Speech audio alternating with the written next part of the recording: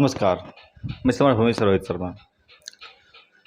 अरविंद केजरीवाल की रिहाई हो गई है और यह रिहाई कितना महंगा पड़ेगा नरेंद्र मोदी को, इसका एहसास इसी बात से लगाया जा सकता है कि ईडी कितनी कोशिश कर रही थी केजरीवाल रिहा ना हो।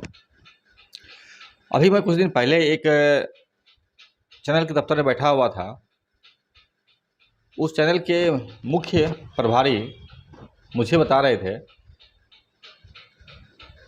कि अरविंद केजरीवाल ही एकमात्र ऐसा शख्स है जिससे नरेंद्र मोदी डरता है। एक दूसरे पत्रकार मित्र बतला रहे थे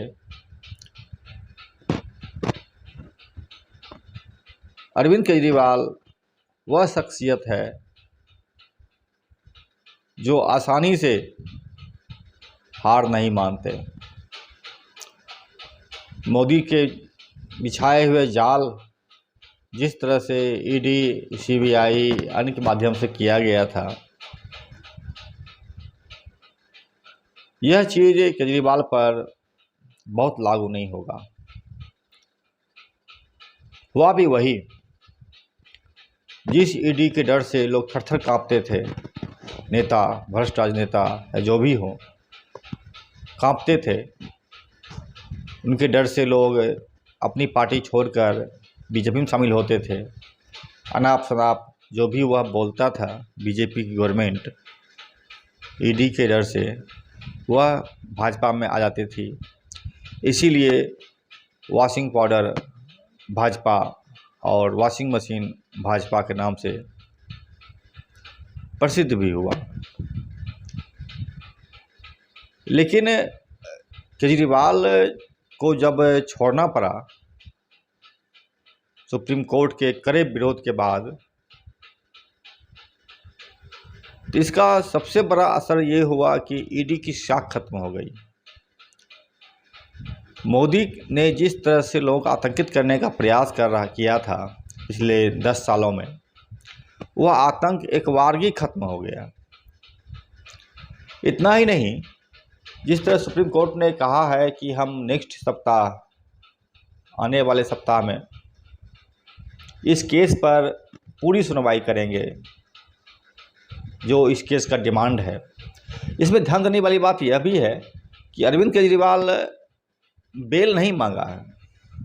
चाहे वो सुप्रीम कोर्ट गए हों, फिर सुप्रीम कोर्ट से वापस नीचे आकर के हाई कोर्ट गए हों, फिर हाई कोर्ट से सुप्रीम कोर्ट गए हों, वो कहीं पर फिर उन्होंने बेल की अपील नहीं किया है। उन्होंने बेल मांगा ही नहीं है। वो सीधी सीधी गिरफ्तारी को ही चैलेंज कर रहे हैं, जिसकी उम्मीद ना तो कभी ईडी ने किया था, ना नरेंद्र मोदी ने किया था।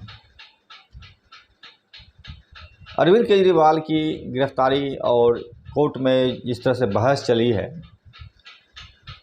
आज भी और इसके पहले भी, उससे एक चीज़ स्पष्ट होता है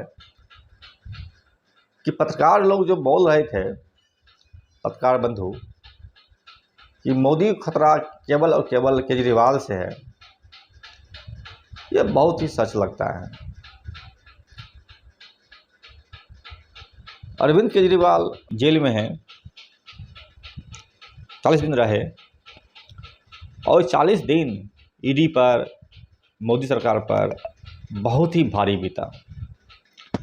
अब अगर हम एक केस की मेरिट की बात करें, जैसा उन्होंने कहा है कि हम बेल नहीं मांग रहे हैं, हम तो आपको यह कह रहे हैं कि यह गिरफ्तारी ही अवैध है। इसकी सुनवाई नेक्स्ट सप्ताह होने जा रही है सुप्रीम कोर्ट में, और सुप्रीम कोर्ट के जजों ने स्पष्ट भी किया है कि जब मेरिट पर सुनवाई होगी तो आप बहुत मुश्किल में पड़ जाएंगे, ईडी को कहा था। और अगर ईडी के इस गिरफ्तारी को सुप्रीम कोर्ट रद्द कर देती है, अवैध ठहराती है, तो ईडी की जो साख है वो तो पूर्णतः समाप्त हो जाएगी, डर पूर्णतः समाप्त हो जाएगी। जिस तरह सीबीआई का डर अब खौफ किसी के पास नहीं है, चाहे वो सुप्रीम कोर्ट की टिप्पणी हो या देश के विभिन्न राज्यों की सरकारों ने जिस तरह से उसके खिलाफ कार्रवाई किया है। सीबीआई की अब हिम्मत नहीं हो रही है लोगों को डराने की, धमकाने की या उसके खिलाफ कार्रवाई करने की। तो अरविंद केजरीवाल का प्रकरण ईडी पर इतना भारी पड़ेगा कि ईडी की साख तो पूरी तरह मिट जाएगी। इसमें एक महत्वपूर्ण चीज़ और जोड़ना चाहूँगा। जब सुप्रीम कोर्ट में बहस चल रही थी ईडी के साथ, तो ईडी ने स्पष्ट किया कि ईडी के कानून में यह प्रावधान है कि जब भी वो किसी राज्य में रेड करने जाएगी तो उस राज्य की सरकार के साथ में एक तालमेल लेकर जाएगी। ये ईडी का आदेश है, अथवा सेंट्रल गवर्नमेंट के आदेश से ही वो जा सकती है। ईडी ने स्पष्ट माना जितने भी छापे मारे गए हैं वह केंद्र की सरकार के आदेश पर मारे गए हैं। तो साफ है ईडी की साख अगर गिरती है, ऐसा कि सुप्रीम कोर्ट के जजों ने स्पष्ट तौर पर कह दिया है, तो निश्चित तौर पर मोदी सरकार की साख खत्म हो जाएगी। लेकिन सवाल ये भी उठता है कि आखिर मोदी सरकार इतनी ज़्यादा बेचैन क्यों है? वह हार को स्वीकार करना क्यों नहीं चाह रही है? वह क्यों नहीं लोकतांत्रिक प्रक्रिया में विश्वास कर, जिससे वह स्वयं जीत कर आए हैं, झूठ साँच बोलते हुए कि मैं चाय बेचता था तो मेरी माँ, मैं भीख मांगता था तो मेरी माँ बर्तन मांजती थी। यह बिल्कुल झूठा बात है, क्योंकि जिसके 5-5 बेटे हों मुस्टंडा, और उसकी माँ अगर किसी घर में बर्तन मांजती है तो उस बेटे पर कलंक है। बहरहाल इस सवाल पर हम आते हैं कि आखिर मोदी सरकार इतनी घबराई हुई क्यों है, पराजय को स्वीकार करना क्यों नहीं चाहती है? इसका जवाब इस रूप में दिया जा सकता है कि मोदी सरकार पिछले 10 सालों में जिस तरह गलत कार्य किए हैं, अपराध किए हैं, हत्या के मामले आए हैं, बलात्कार के मामले आए हैं। अभी तो प्रज्वल रेवन्ना का 3000 का वीडियो वायरल हुआ है, जो सामने आया है सरकार के लोगों के पब्लिक के व्यू में।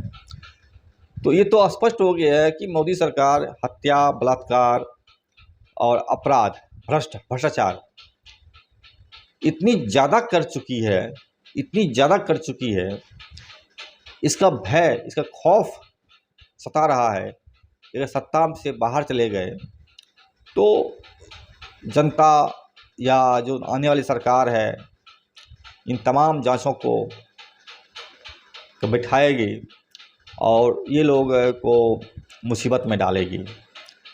ये इस बात पर एक और चीज़ भी कहा जा सकता है, जिस तरह गुजरात नरसंहार हुए या अन्य दंगे मचाए गए आरएसएस भाजपा के माध्यम से, मोदी की खुद संलिप्तता की वजह से, अगर मोदी को उसी वक्त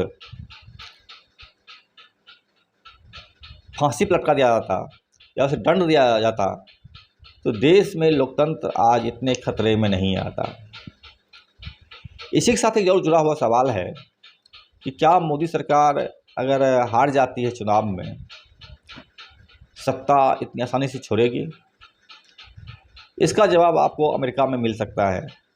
जब ट्रंप जैसे महा झूठे राष्ट्रपति चुनाव हार जाते हैं तो वे विद्रोह करने की कोशिश करते हैं। मात्र 4 साल के लिए सत्ता में आए थे वो, और 4 साल के दरमियान में ही वो विद्रोह करवा रहे थे। जबरन अमेरिका की सत्ता पर काबिज होना चाह रहे थे, जिसे जबरन वहाँ की सरकार ने रोका, या वहाँ की जो न्यायिक संस्थाएं हैं या अन्य संस्थाएं हैं उन्होंने रोका, और ट्रंप को ज़बरदस्ती सत्ता से निकाल के फेंका गया। सोचने वाली गंभीर बात यह है कि मात्र 4 साल की अवधि में जब ट्रंप जैसा शासक एक सशस्त्र विद्रोह के जरिए सत्ता कब्जा करने की बात कर सकता है या सोच सकता है। तो भारत में तकरीबन 100 साल से आरएसएस है, और जिस विचारधारा का प्रचार आरएसएस बीजेपी करती है या उसके आनुषंगिक संगठन करते हैं, वह उसकी जड़ें भारत के आम जनता के बीच काफ़ी गहरी हुई है। मसलन यहाँ अशिक्षा है, गरीबी बेपनाह है। मात्र 5 किलो अनाज पर किसी को आप खरीद सकते हैं।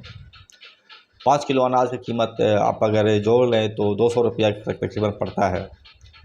एक आदमी का मूल्य 200 रुपया भी नहीं रह गया है उसके वजूद का। तो ऐसी स्थिति में जब इतनी गहरी जड़ें हैं, तो सवाल यह भी उठता है, क्या मोदी सरकार इतनी आसानी से हार मान जाएगी, या वह सशस्त्र विद्रोह के माध्यम से दोबारा सत्ता पर कब्जा करने की कोशिश करेगी, या सत्ता से ही वह बाहर जाने का जाएगी नहीं, या फिर जिस तरह से चुनाव आयोग में भारी उलटफेर किया गया और चुनाव आयोग का नियंत्रणकर्ता या चयनकर्ता में खुद गृह मंत्री और एक विपक्ष नेता आ गए हैं, सुप्रीम कोर्ट को निकाल कर बाहर फेंक दिया गया है। तो ऐसे में क्या यह संभव नहीं है कि चुनाव में धांधली करके सत्ता पर पुनः काबिज हो जाए? इसकी संभावना भी दिखती है। 19 लाख ईवीएम गायब है, और यह गायब ईवीएम किस रूप में सामने आएगा 4 जून को, वह भी देखा जाएगा। क्योंकि अभी के 3 चरण के चुनाव हुए हैं।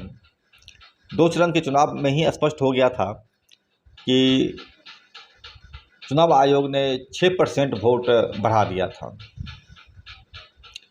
या हुआ है चुनाव समाप्त होने के बाद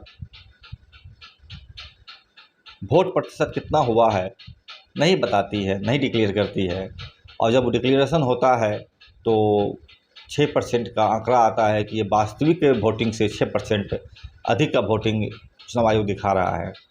तो ये 6% वोट जो एक्स्ट्रा आ रहा है चुनाव आयोग के गुंडागर्दी की वजह से, तो सवाल स्पष्ट हो जाएगा कि ये मोदी सरकार इतनी आसानी से हार नहीं मानेगी। यह एन के प्रकारेण चाहे खून भी बहाना पड़े या विद्रोह करना पड़े या जितने झूठे साँचे काम करने पड़े या हत्या का दौर चलाना पड़े, यह सरकार सत्ता नहीं छोड़ेगी इतनी आसानी से। ऐसे में ये देखना पड़ेगा, अभी जब अरविंद केजरीवाल, जिसे आरएसएस या भाजपा अपना प्रमुख शत्रु मानती है, और अब वो जेल से बाहर है, तमाम प्रयास के बावजूद वो जेल से बाहर है, तो और 1 महीने के चुनाव, 1 महीने नहीं कहा जा सकता है, लगभग 1 जून तक जो चुनाव प्रचार में वो भाग लेंगे, भागीदारी करेंगे, जितनी उनकी अवधि दी गई है जमानत का। तो कितना इसको डैमेज करेगा मोदी को, ये देखने वाली बात है। इसी में एक और प्रसंग ध्यान में आया है, वो ये कि जिस तरह से चुनाव लड़ने वाले जो भी उम्मीदवार होते हैं, उस उम्मीदवार को बीजेपी के उम्मीदवार खड़े रहते हैं, अब बाकी तमाम उम्मीदवारों को बैठा देते हैं। यह आपको सूरत में सामने आया था, और खजुराहो है, अन्य जगह पर भी हुआ था। कितनी जगह इस तरह की घटनाएं घटेगी पता नहीं। अभी अमेठी में जिस तरह से कांग्रेस कार्यालय में तोड़फोड़ मचाया गया था और दर्जनों गाड़ियों को तोड़ दिया गया था भाजपा के नेतृत्व में, भाजपा के कार्यकर्ताओं द्वारा, पुलिस की मौजूदगी में। तो यह एक सवाल उठेगा कि बीजेपी क्या क्या कर सकती है। इसके लिए लोगों को तैयार रहना होगा, और जो भी प्रगतिशील ताकतें हैं देश की, बुद्धिजीवी तबके हैं, उन तबकों को एक यह महसूस करना पड़ेगा कि मोदी सरकार इतनी आसानी से सत्ता छोड़ेगी नहीं। ये साम दाम दंड भेद, हत्या, मर्डर जो भी करना पड़ेगा करेगी, और सत्ता में बने रहने का चेष्टा करेगी। सारा पाला अब देश की जनता के कंधों पर है, ऐसा कि सुप्रीम कोर्ट ने कहा था। 4 जजों के बेंच ने, 4 जजों के समूह ने जो प्रेस कॉन्फ्रेंस किए थे, लोकतंत्र खतरे में है।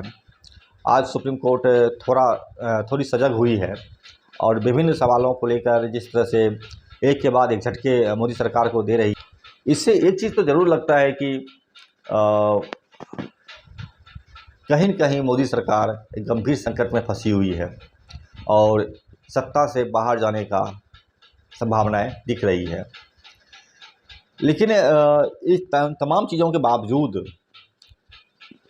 हमें 4 दिन तक इंतज़ार करना पड़ेगा कि ये सत्ता जो आने वाली है 24 के चुनाव का 4 जून को घोषणा होगा, इसके पहले कितनी पापड़ें बेली जाती है, कितनी रंगे खड़ी की जाती है, कितनी हत्याएं या बलात्कार या फर्जी मुकदमे या फिर तमाम तरह की चीज़ें हो सकती है, डर है, ये सब चीज़ हो सकती है। यह एक देखने योग्य चीज़ होगा। बहरहाल अरविंद केजरीवाल बाहर आ गए हैं, इंडिया गठबंधन को एक बुम आ गया है, उनके कार्यकर्ताओं में उनमें जोश जमा हो गया है, जोश समा गया है। उसी के उलट मोदी सरकार के अंदर मुर्दनी छाई हुई है, हताशा है, घबराहटें हैं। देखते हैं 4 जून का क्या होता है। बहरहाल 3 चरण के चुनाव हो चुके हैं, 4 चरण चुनाव बचे हुए हैं। रिजल्ट केजरीवाल किस तरह प्रभावित करते हैं, यह एक देखने योग्य चीज़ है। अगर हमारा चैनल हमारी विश्लेषण अच्छा लगे तो चैनल को लाइक कीजिए, सब्सक्राइब कीजिए, शेयर कीजिए और यथासंभव हो सके तो डोनेशन देने का भी कोशिश करें ताकि हम अपनी यात्रा को जारी रख सकें। नमस्कार, मैं समर भूमि से रोहित शर्मा।